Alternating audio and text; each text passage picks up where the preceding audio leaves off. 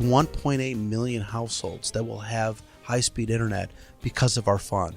And it's 1.8 million households closer to reaching the ultimate goal of serving every location in the United States. Welcome to another episode of the Community Broadband Bits podcast. Before we launch into today's show, I wanted to share a little bit about some interesting things that are coming up. One is a live stream on June 7th at 3 Eastern Time. Our next Building for Digital Equity live stream. This will be the fourth one. We've had a lot of good feedback on our others. It's an interesting mix of presentations and trivia and Q&A. And you can find more at buildingfordigitalequity.com, where you'll see information about that live stream on June 7th at 3 Eastern Time. Also there, you'll see information about the Building for Digital Equity podcast, of which we have many episodes and more to come. These are shorter discussions about people doing that hard work. And then for those of you who haven't heard about the Connect This show, we are going to be continuing to do those about every 2 weeks, and you can find more at connectthisshow.com. That is an hour-long video show, usually a little bit longer than that, often featuring Travis Carter from USI Fiber in Minneapolis, Kim McKinley from Utopia Fiber, and Doug Dawson, the consultant extraordinaire. So if you haven't caught any of those, they're best on video. You can watch them on YouTube. You can find that and additional shows from ILSR, the Institute for Local Self-Reliance, where I work, at ilsr.org/podcasts. This is Christopher Mitchell with the Institute for Local Self-Reliance. Almost said I was in St. Paul, but I'm not today. I am in Houston, Texas at the Harrison Edwards podcast booth area where the media does interviews and press releases. And I'm here with Joey Wender, who is the director of the Capital Projects Fund, CPF, at the Department of Treasury. Welcome to the show, Joey. Thanks for having me. I am excited to talk with you. I think this has been a terrific project. I'm happy to give us a chance to talk about some of the great successes, and I'll complain to you a little bit about where I wish some states had been a little bit more forward-thinking about these really flexible funds. But for people who don't immediately know how to separate the Capital Projects Fund from the other pots of broadband money, what is the Capital Projects Fund? The Capital Projects Fund was funded by the American Rescue Plan. So this is a bill that predates the bipartisan infrastructure bill. And the American Rescue Plan was all about COVID relief. And Congress, in their wisdom, said, you know what? The pandemic was truly a national teaching moment. We all realized it was put into horrible focus that if you did not have high-speed internet, you were completely left behind by society. Now, Chris, you and I knew that pre-pandemic, as did everybody else at this conference. They said they did. It felt much more real after the pandemic. Oh, as real as it got. Yep. And so Congress decided to put a $10 billion down payment on closing the digital divide and working towards the Biden administration's goal of providing affordable, reliable, high-speed internet to all Americans. And so my job is to administer that fund. And this fund has similar rules to what I like to call SLRFRF, the State and Local Fiscal Recovery That's Fund. right. Which I think there's two things that a lot of people that listen to my work would love. One is networks have to be built to 100 megabits, so symmetrical high-speed service. And another one was that there's a lot of flexibility in terms of how to use it. So BEAD is very prescriptive. Mm-hmm. This is much more of local governments and communities have a sense of where this money needs to be directed. We're going to trust them. That's right. So I'll take them both. So, and I think there's a third component that I want to mention as well. And these are similarities from SLRFRF and CPF because they're very similar but not quite the same. Right. And so for all of your listeners, these are both funds that are administered by the Department of Treasury. The Capital Projects Fund exclusively for connectivity, $10 billion. And as what you call SLRF, I call State and Local Fiscal Relief Fund, it's a $350 billion pot that has many eligible uses, one of them being broadband. And so I think the three features that well, two plus one that I'll add in are one, we do have a 100 symmetrical build-out standard. We want these investments to not just last for years, but for decades to come. We don't want communities to come back to us in fears and say, "Hey, we need some more money." It turns out this was an antiquated technology. We're trying to avoid that and really make the taxpayer dollars stretch as far as possible. Second, on your point about flexibility, from our perspective, we say that if a community or if a household is not served by a 100 by 20 connection, they do not have affordable, reliable, high-speed internet. And so all areas that do not have 120 are eligible for our funding. They don't have reliably 120. That's right. Or 100/20. That's right. And that's the remarkable thing, I thought, was opening that up. That's right. So it's not about what's advertised. It's about what is delivered on a regular basis. Correct. That's exactly right. And Now, we think that's so important. So you had it on a slide, but have you committed to memory how many states have already received a portion of their money, how much you've spent, and how much everyone's benefiting? Because I wrote it down when you did your presentation. We have awarded 39 states to the tune of about $6 billion to date. And those states estimate that we are going to serve 1.8 million households, which is 1.8 million households that will have high-speed internet because of our fund. And it's 1.8 million households closer to reaching the ultimate goal of serving every location in the United States. Yes, and some states have received partial awards. So 39 states have received some awards. Some of them have gotten all of it, but some of them have more awards that will be announced in the future, right? That's exactly right. So we've been announcing them on a rolling basis. In fact, we started announcing state awards before our application deadline even arrived because it's so imperative and time is of the essence to put these funds to good use. So we approved Louisiana, West Virginia, Virginia, and New Hampshire in June of 2022, which was 4 months before our application deadline. And we continue to approve plans on a rolling basis. So you are right. We've approved plans in 39 states, but for some of those states, we have not approved all of their plans. We will get to those, and we will approve all of them in the coming months. Now, those 4 states are ones that are where I wish that, I work for a place called the Institute for Local Self-Reliance, so it's weird for me to say if I was the king and I was telling everyone what to do from high and above and there was no local self-reliance, I would have demanded that they use those funds in areas where we're not likely to see additional support.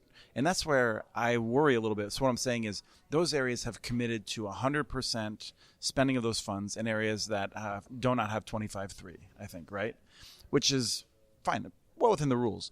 In my perfect world, they would have waited for BEAD, and I know that there's hard politics to say there's real politics of a state house saying we're going to let those rural areas wait even longer because BEAD will come out eventually and to spend it in more urban areas.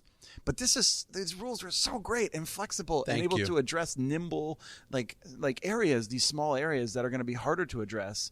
So I'm so excited when I see Nevada, right? They are using this for apartment buildings and partially. So I'm curious, what are some of the areas where obviously states that are spending it in rural areas, that's, we all kind of have a sense of how that works. Are there any other examples, or do you want to talk about Nevada, just where there's a real flexible, interesting approach that's a little bit outside the box? Nevada is a terrific example, and New York is doing the same thing.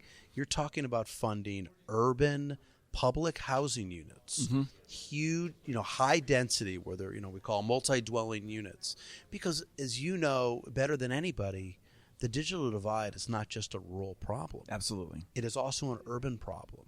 And we have to be connecting people where they are. And you mentioned that you had some criticism for some states.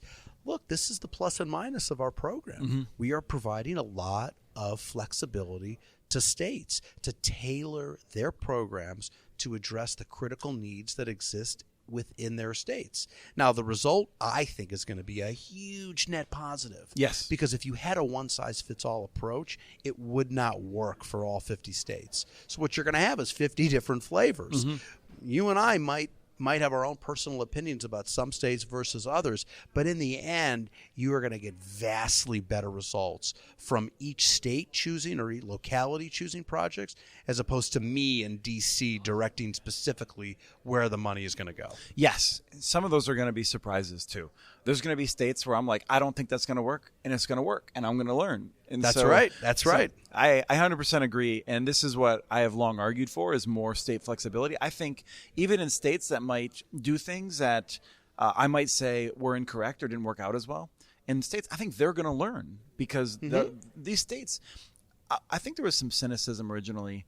I think we all think the states are doing better than we thought they would in terms of this monumental task. They didn't have staff doing this in many cases years ago. I just came off the stage here, and someone said, well, what was one of your biggest fears and biggest worries when I started the program? And it was precisely that there was a big knowledge gap out there when I started this job 16 months ago. I mean, there were some states that, really hadn't hung a shingle in terms of having a broadband office. Right. So you said, oh, my God. Yeah, because some of these states are going to really struggle. And not just that, but NTIA sucked out a lot of the talent. So it was hard to find people. I'm not here to talk about NTIA. But no, I'm saying NTIA hired great people that were then not available to the states. No, of course. In the end, because of work that you and so many others have done, that people have done the hard work, what I call climbing that knowledge gap. And so now that is not my worry. Right, most states, if not all states, have pretty sophisticated, thought-out plans about how they're going to use these dollars. And as long as they're following our rules, it's 100 symmetrical. We're obviously given a lot of flexibility, but also requiring that providers participate in the affordability program. We're saying to states, go at it. I'm curious now. You spent a decade working with Senator Markey. You were with him when he was Representative Markey. He's been a real leader in internet access issues. And so there's several questions just I would possibly get into on this. But the one that comes to mind on that is when you were up there talking, I was wondering, if I told you 8 years ago that Congress was going to dump an unprecedented amount of money and it wasn't going to be really filtered through the federal government apparatus that has built up knowledge about this, it was going to go to the states, would you have said, really? I don't believe you. 8 years ago, you're working on the Hill. You hear that this money's all going to be funneled through the states. 8 years ago. Well, I think 8 years ago, all of it would have been almost inconceivable, right? First of all, the scale at which we're operating would have been inconceivable. I just made the joke that there was a time when $10 billion seemed like a lot of money. Right. And now $10 billion relative to $42 billion, we're small, which is hilarious. People argued the $7 billion was too much in 2009. That's what I'm saying, which is hilarious relative to the last economic downturn. And, whether this was going to be a state-focused program, no, I think it would have been hard to imagine at that moment. However, Congress has learned a lot of lessons. Right, as we have made investments in broadband. And I think they were very correct in putting so much discretion in states for our program. I think the other thing that was wildly unexpected 8 years ago, which you cannot overlook, is COVID. Yes. Right. COVID shined a spotlight on the necessity of broadband. Remember, our $10 billion was in a COVID relief bill. Okay, and the bipartisan infrastructure bill, which had money for lots of different things, again, comes after or during, I should say, the pandemic. Would there be that much money for broadband but for the pandemic? I have my doubts. Right. Because I really believe that was the national teaching moment, and the pandemic exposed what we all knew. So when you say, could you have imagined it 8 years ago? Well, I certainly could not have imagined the COVID pandemic, right? Right. I don't think any of us could. And I think there's actually voices out there who are calling to try to even pull some of this money back.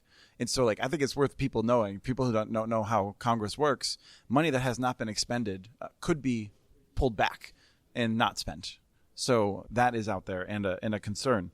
So I want to ask you one other thing about the Hill for sure, which is ACP. Yes. We have a lot of concerns because technically the fund will be at zero next year. However, the way Congress works, and in particular, the way Congress is functioning right now, it doesn't mean that we can wait until the spring of next year to try to get more money into it. Why don't you just, if you could give me a little civics 101, maybe 102 of what is the mechanism by which money will actually be put into ACP in a realistic fashion, and what's the time frame? Sure. So let me just start with the statement that funding the ACP is essential. I said earlier that we require every provider that takes $1 of our money, any amount of our money, out of the Capital Projects Fund participate in the affordability program, in the ACP, because that's how important we believe it is. Affordability is one of the greatest barriers to entry of signing up for the internet, and that is one way to overcome that affordability gap. So I want to emphasize that point, how proud we are to be partnering with the FCC on it. In terms of how do you fund the ACP, I mean, again, this is drawing on my 13 years from the Hill and less from my time at the Department of Treasury. You know, in the end, there are a couple must-pass bills where lots of things that need to be funded, whether it be funding the federal government, whether it be tax credits that expire at the end of the year, whether it be the National Defense Authorization Bill, which is funded every year. These are, the must-pass bills, and these come in the fall. And usually, it's the last thing that is done before lawmakers go home for Christmas and for New Year's. And so when people say, well, the fund's going to run out next year in 2024, I say, no, you're thinking about it all wrong. You should be thinking about how do we ensure that additional money for ACP is attached to one of these must-pass bills in 2023. Because if we get to January of 24 and we have not provided money for the ACP, we are way behind, and we are in an exceptionally challenging position in order to obtain additional resources. And beyond that, I think there's also just the fact that we are still trying to enroll new people into it. And it is hard for whether it's an organization or an internet service provider to be putting resources into enrolling new people into something that could be gone in 6 months. Right. And again, it's really twofold. I said this is a cascading effect.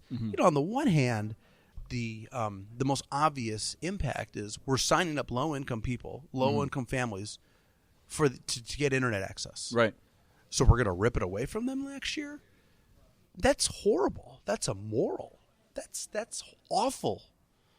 But there's also a second piece, Chris, that you're describing. It's not just the reliance by households. And we're saying, yes, you should sign up for this. This is going to be good for you. And to not then take it away from them next year. It's also the providers, right? What CPF is attempting to do and what BEAD is trying to do is address a market failure. Why is it that there are tens of millions of households in the United States without affordable, reliable, high-speed internet? It's because the market, or at least players in the market, have determined that it is not worth their capital and their resources to go to those places. So what has Congress done? Congress has said, this is what we're going to do. We're going to create programs that sweeten the pot, that help pay for the capital expenses of providers to go to these places. That's what my program does. It's a CapEx program. That's what the BEAD program is. They're providing CapEx. Right. But there's an additional component here that people need to realize is that providers are also making assumptions about their rate of return, and they're looking at the service area that they're going and saying, oh, look at all these people that are going to sign up for the ACP. That's a revenue stream for providers that they're baking into their assumptions.